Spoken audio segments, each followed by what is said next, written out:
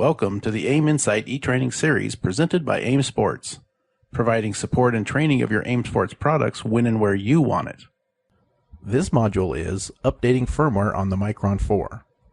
One of the benefits of owning an AIM Sports data logger is they are updatable with free firmware upgrades that are occasionally available. The MyChron4 is no different. This carding-based product is very popular and with the optional data key is easily updated. To determine what firmware version is currently installed on your MyChron4, turn on your MyChron4 and during the startup process, the firmware version is momentarily displayed. If you miss seeing the firmware version during the startup process, select the menu button in the upper left-hand corner of the MyChron4 and this menu screen will be displayed. Then use the previous or next buttons to scroll over the control panel icon.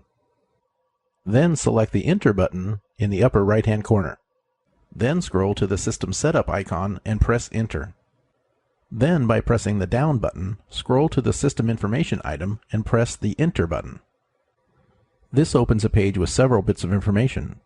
Highlighted here is the model of the MyChron4 you have, in this case a MyChron4 2temp, and the installed firmware version, in this case version 31.58.23.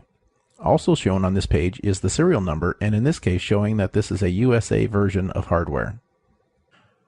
Now that you know the version of firmware on the MyChron4, you can open the www.aimsports.com website to find the latest version of all AIM Sports software and firmware. To find the latest version of MyChron4 firmware in the Quick Link section of the AIM Sports website, click on the Download Software hyperlink.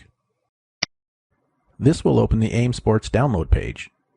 To scroll down to the firmware upgrade, specifically the MyChron4 firmware upgrades, scroll down using the elevator bar on the right edge.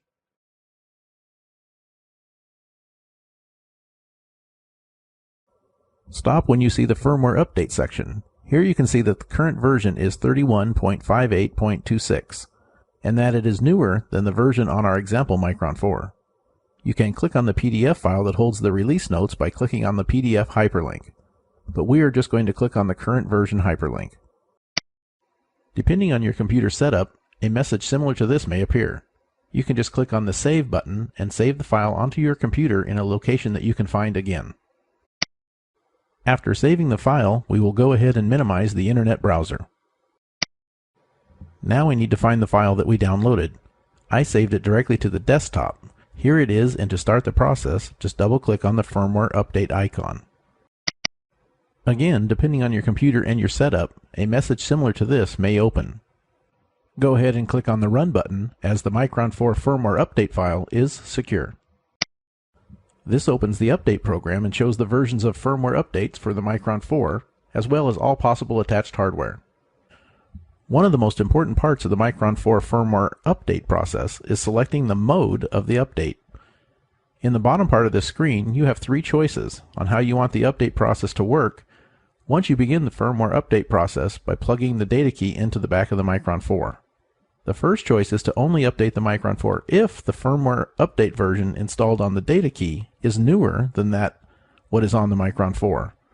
This is the fairly common choice. The second choice is to always update the MyChron4 firmware regardless of the version on the data key or the MyChron4.